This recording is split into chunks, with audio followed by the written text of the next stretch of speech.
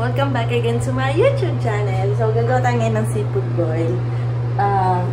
Pinapakuluan ko na yung mga ano ko dun, yung crabs, hipon, saka yung hindi ko tanda yung pangalan ng isa. Basta yung binili namin. So, magagayat na tayo ng mga garlic. Meron akong butter, meron na rin akong lemon. Tapos, nakaready na rin guys yung mga seasoning. Ayan yung mga seasoning natin. Kulang nga yan, pero kung ano na lang yung available ko, yun na lang gagamitin ko ngayon. Tingnan natin kung magiging masarap. Gagayat muna tayo, guys. Gayatin na natin to. Eh, may gayatan pa nga ako.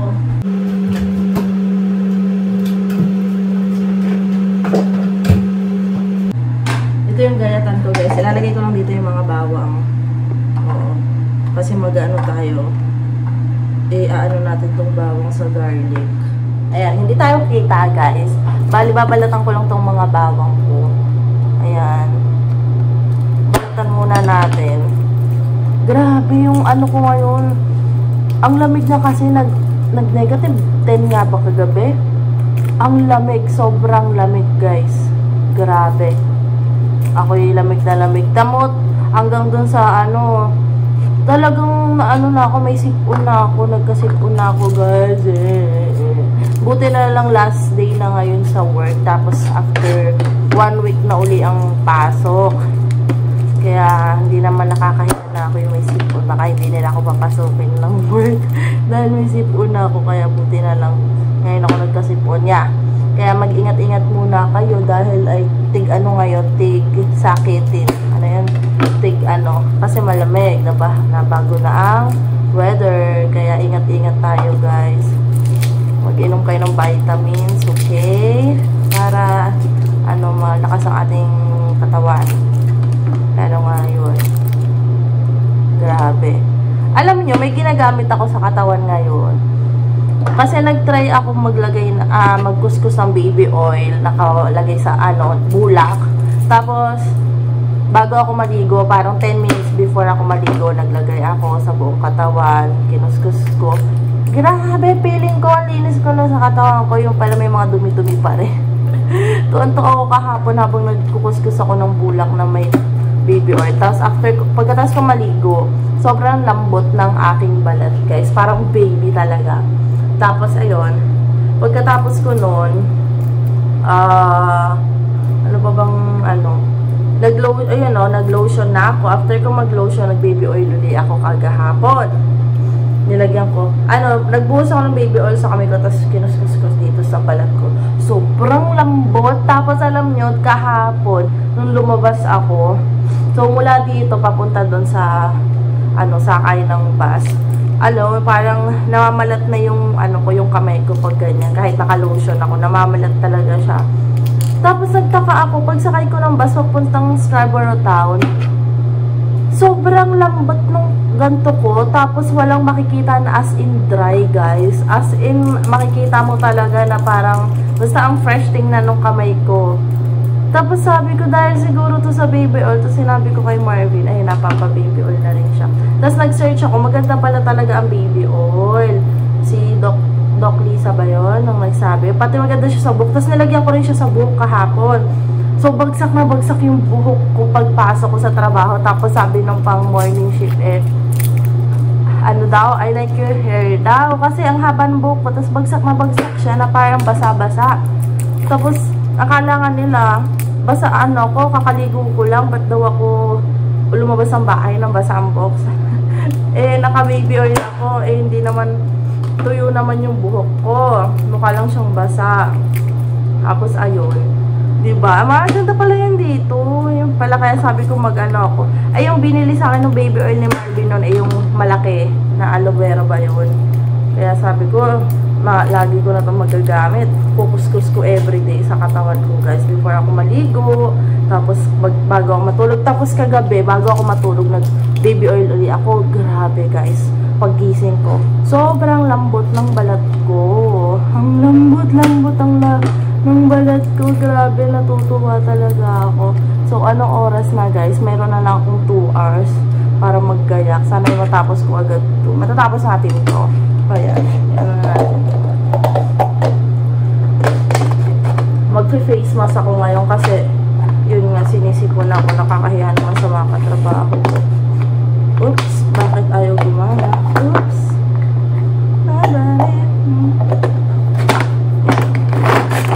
Ngayon na lang ulit tayo nakapag-cooking show. Cooking show. Hindi na kasi nakakapagluto ng umaga masyado. Tapos ayun, di ba may mga party kami, pero po ng birthday, Christmas party, may bit-bit kami pagkain. And then nangyayari, 1 week namin nagiging ulam yun ni Marvin, yung mga bit-bit namin pagkain. Kaya yung mga grocery namin, hindi namin masyadong nagagalaw. Konti lang nagagalaw.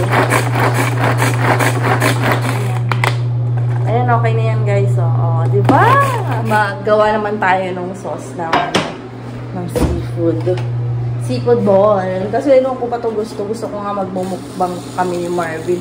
Tapos sabi ni Marvin, lutuin na namin yung seafood kasi hindi namin siya makakain ng 24 kasi may lakad kami ng 24.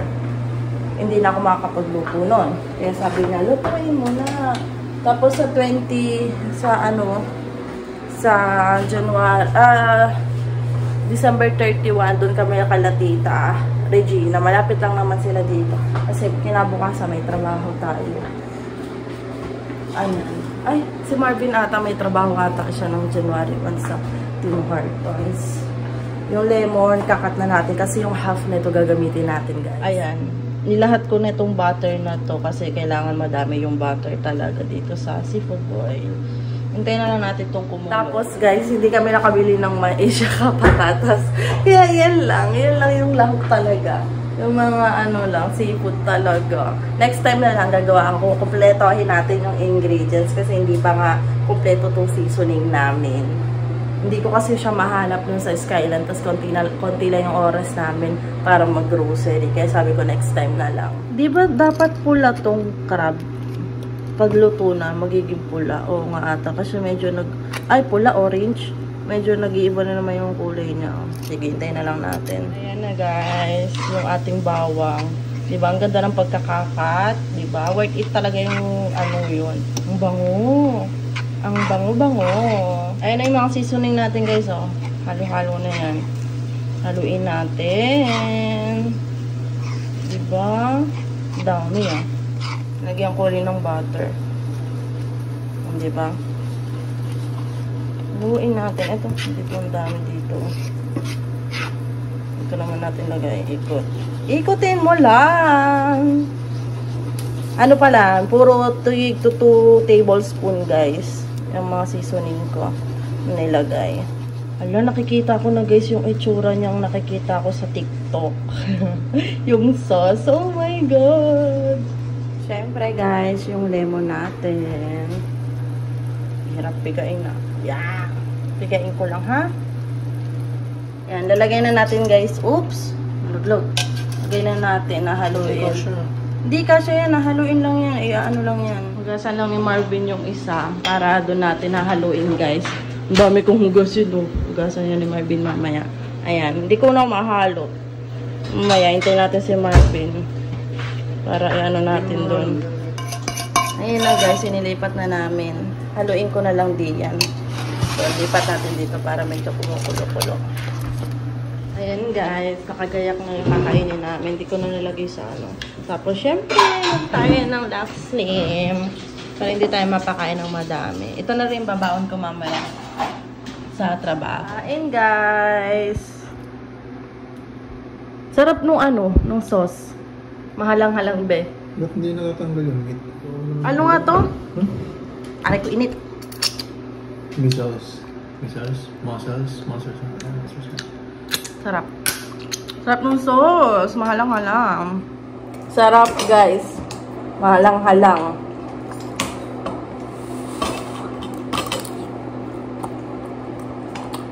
Oh? Ito. Sabaw.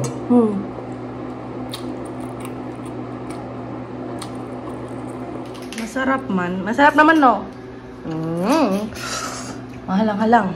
Ayan, naghuhugas na si Marvin. Alang, tagal na nito, ilang buwan na to? Oh, ilang buwan na to guys. Yan yung binili namin panghugas ng pinggan. Lalagyan namin dun sa ano, yung bottle doon. Lalagyan namin ng tubig tapos yung ganito. Siyempre, mas madami yung ganito kaysa sa tubig. Ha? Hindi ko alam. Hindi naman ata umabot ng 20 plus yan. Tapos yan, naglalagyan na tayo ng baon natin. Konti lang yung rice, diba? Konti lang. Ito naman yung basura. Nagkainan namin. Ayan. Ready na at ako'y liligo na din guys. Papasok ko tayo. So work last day ngayon. Punta na rin Iton. Sabay ka sa akin? Okay. Ay, gusto pala yan. Ay, ito na guys. Maglalakad na tayo papunta sa ano. Saan nga? Ellesmere. Doon kami sasakay papunta ng Scarborough Town. Mga 18 minutes na lakad. Malayo-layo. Ha? 15? 15 daw guys na lakad. 15 minutes. Mas malayo kaysa sa Macauan. Kasi hindi na rin kasi kami aabot din sa Macauan. Kaya dito na lang kami sa Ellesmere. Kasi mas madami yung dumadaan na bus doon. Iba-ibang bus. Lamig ah. Malamig ngayon na. Ano ngayon? Temperature. Nakalagati bata ah. Naglagay kami ng baby oil sa kamay. Tuwan-tuwa si Marvin. Tuwan-tuwa si Marvin kasi hindi siya nadadry yung kamay niya. Kasi pag lumalabas daw siya, dry na agad. Hingal ako guys. Nandito na kami sa Ellesmere. Sakto, nandiyan na rin yung basa yun. Bas na tayo. Bali, pagkadating namin dun sa kanto, mga 1 minute lang dumating na rin yung bus na sasakay namin. Nakasakay na ako guys. Bali, delay yung bus. Akala ko pa delay ako kasi delay ng mga 6 minutes. Si Marvin nandun sa isang bus sa likod. Pupunta siya ng downtown. May bibilhin siya. Okay guys, nakababa na tayo. Alam niyo ba guys, ilang araw na ako nakakakita na mga nagiging PR. Nakakatuwa. Yung bang tipong, syempre minsan maano ka na, sana kami rin, diba? Hindi mo maiwasang mag-isip ng ganyan. Sana kami rin maging PR. Kasi yung iba 1 year lang, ganyan. Yung iba kasi yung mga partner nila skilled talaga sa Pilipinas. Diba? Lalo na yung iba, healthcare, ang bilis. Sobrang bilis nila. Yung iba nga, partner nila, yung mga open work permit, PSW, 1 year lang sila. Tapos yun. Tapos yung iba naman na 1 year lang PSW, diba? Aral 1 year. Tapos 1 year din experience. Na din sila, PR din. Tapos yung iba naman yung mga managerial, ganyan. Tapos mga pharmacy. Minsan nakaka-pressure din to. Pag makakita ka ng gano'n, no? Sabi ko, kasabayan lang namin dumating, ganyan. Pero syempre, iba-iba din tayo ng mga tadhana natin sa mga ganyan. Na lang, basta ibigay na lang natin yung best natin. Dadating din yung panahon ng para sa atin, diba? Para sa mga ganyan. Huwag lang tayo mawawala ng pag-asa. Lalo na yung mga bagong dating, syempre, din sila, hirap din sila maghanap ng trabaho. So, na lang, kung yung makuha ng work muna, tiyaga na lang muna guys, para lang makasurvive dito sa Canada, kahit iyon muna yung goal. Lalo na kung mag-iipon pa ng pang tuition ng partner natin, diba? Makakaraos din tayo. Tamo kami, medyo magaan sa pakiramdam kasi nakapagbayad na kami ng last tuition ni Marley. Okay, mamaya na lang tayo check kapag nasa loob na ako guys. Hello guys, hindi na ako nakapag-update sa inyo kanina nung nasa trabaho na ako. Dahil, yun nga, last day namin biglang maagap kami pinag-start ng trabaho nga. Gawa na maagap kami ng uwi. Pero 8 hours pa rin yung namin. 8 hours pa rin yung babayaran sa amin. So, ayun, yung aming parang manager, niyakap niya ako. Nagulat nga ako eh. Niyakap niya ako. Sinabi niya sa akin na Merry Christmas daw. Enjoy daw. Ganto ganyan. Tapos, ayun. Tapos may nakatanggap ulit ako ng mga regalo bago ako umuwi guys. Lalo na yung isa na inaano ako na sabi niya baby girl daw niya ako.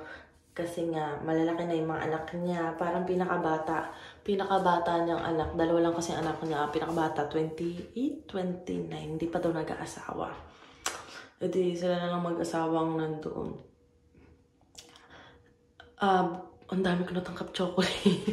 Puro chocolate yung tanggap ko sa trabaho. Tapos yun, si Marvin nakatanggap din siya ng chocolate galing sa trabaho. Ang nagbigay sa kanya ata yung Chinese niya ata nakatrabaho. Pinigyan siya ng chocolate. Tapos ayun, nung bago ako umalis sa trabaho, yumakap ako sa kanila isa-isa. Tapos pag nung nakakap ko sila, mga natuwa sila. Tapos sabi nila, parang napaka-cute mo talaga. Sabi ganun sa akin. Kasi sabi ko, isa-isa ko silang niyakap. Sabi ko, Merry Christmas and Happy New Year. See you next month. Sabi ko ganyan. Tapos sabi nila, wag daw ako masyadong mag-work ngayong bakasyon. Enjoyin ko daw. Sulitin ko daw yung bakasyon ko. Para naman daw. Kasi alam nilang, trabaho ko ng trabaho. Alam nila yon kasi inaano nila kung ano daw ginagawa ko pag Saturday, Sunday. Sabi ko, may part-time ako, nag-work pa rin ako. Sabi ko, ganyan. Kaya, ayun. Tapos, habang nagmamadali na ako nung bus, dahil nga, ang agap dumating ng bus. Madali ako, takbong-takbo ako, tapos naiwan ako ng bus. Tapos sa isang katrabaho, na siya, yung 67. Bigla siyang tumigil doon sa tapat ko. Tapos sabi niya sa akin, sabay na daw ako kasi nga warden siya nakatira. So, ayun, isinakay niya ako, kwentuhan kami, sabi niya, buti daw nakapag-asawa na daw ako kahit papaano. Yun, parang i-plan daw namin yung pagbe-baby namin. Kasi yung anak niya, 28, nasa bahay lang daw nila. Hindi daw, pinag-aasawa na nila, ayaw ko daw mag-asawa. Kasi iba na daw kasi yung generation ngayon. Yung iba, late na ng mga nag-asawa, mga 30 plus na dahil nakafocus sila sa pagtatrabaho, yung puro trabaho ng trabaho. Tapos may iba naman daw na mga kabataan, mga edad namin 25 to 29, mga tambay lang daw sa bahay, umaasa lang daw sa magulang, sabi niya ganon.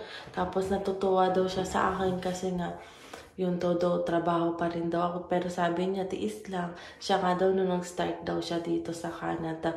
25 years old daw siya noon. Wala siyang kakilala. Galing pa daw siyang France noon. Pero taga Syria. Taga Syria siya. Tapos ayun, bali dalawa daw yung trabaho niya. Nag-start daw siya. Parang sinabi niya dati, 15% daw nung panahon daw nila yung down payment sa bahay, kaya mabigat daw talaga. Sabi niya ganun. Kaya daw nagtrabaho siya ng 16 hours daw siya nagtatrabaho sa isang araw para lang daw mabayaran daw yung mortgage na daw sa bahay.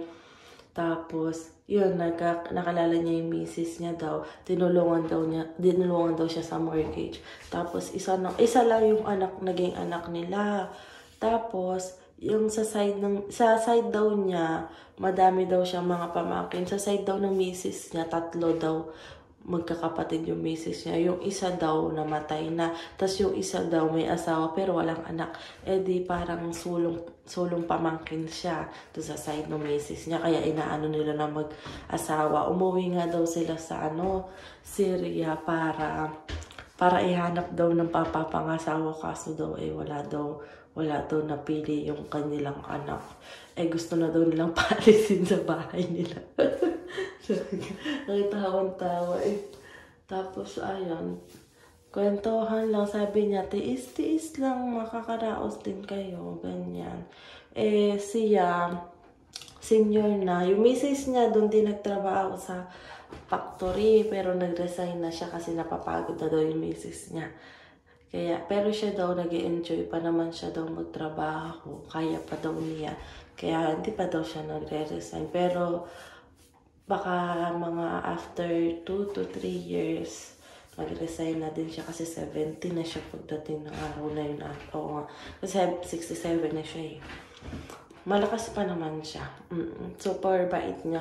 Lagi nga siya namimigay ng pagkain. Sabi mo ng katrabaho ko, lagi daw namimigay ng pagkain, hindi daw pwede hindi tatanggapin. Nagkikitan ako guys sa buhok ko dito sa baba dahil medyo kulot-kulutan dahil nakataas nga yan kanina. Si Marvin mahingwing na yung tulog niya dahil may pasok pa siya bukas. Ayun lang guys. Papaalam na ako. Yan lang yung ginagawa natin ngayong araw. Nagustuhan ni Marvin yung luto ko. First time ko lutuin talaga yun. Sana next month uli mapagluto. Kasi ang ano namin kasi seafood. Kahit two times a month kami makapag-seafood sana. Ang mahal kasi ng seafood na yun. Hipon. Ayun, yung seafood boil. Pwede naman every month. Once a month, diba? Once a month ang magluluto. Kasi pag kinumpute mo lahat yun ng mahal-mahal. Pero ang sarap. Ang sarap pala nun. Kasi nga nakikita ko sa internet, ang mahal niya. Ang mahal niya pagkakain ka sa labas. Kasi nga seafood, diba? Kaya sabi ko kay Marvin, gawin na lang natin dito sa bahay. Kaya ko naman. Ayun. Ano muna, kain muna tayo sa bahay, mga lutong bahay na. Namimiss ko na rin kasi magluto-luto, diba? Dati hilig ko magluto-luto kahit di ako marunong. Nanonood lang ako sa YouTube kung paano lutuin. Ay, yung nabago kasi yung schedule ko kasi pang umaga, tapos hapon, parang para sa akin, mas mahaba yung oras ko, mas mahaba yung time ko ba na pag-aasikaso. Kasi pag umaga, gigising ako 10:30, dapat nag-aasikaso na ako. Hindi na ako makapag-vlog ng medyo matagal-tagal. Kasi minsan nasa kusina ako, 3 hours ako. Sabi pa rin, Ben, tagal mo naman sa kusina, 3 hours ka na dyan. Eh, nanonood pa kasi ako. Siyempre, nakipag-usap pa ako sa vlog ko, mga ganyan. Ay, ngayon, sabi ko, paano kaya yan? Tsaka ayun, pag gigising ako, wala si Marvin. Dito ako sa bahay, hindi ka magkano. Dati yung schedule ko pang umaga, nagkakasakto pa na hapon magkasama kami, nakagala pa kami, diba? Tapos sabay pa kami nagdi-dinner ni Marvin, kaya parang ganadong-ganado ako magluto. Ayun ngayon, hindi ko na siya kasabay. Pero tiis-tiis na lang muna. Magkakasabay din kami uli ni Marvin, diba? So, papaalam na ako guys. So, tulog na rin ako dahil may trabaho din tayo tomorrow. Haba lang ng buhok ko, gusto ko magpa-layer. Kaso mahal kasi ang paggupit. Hindi ko alam kung saan ako makakahanap ng murang paggupitan. So, bye-bye guys. Don't forget to like and subscribe sa YouTube channel ko.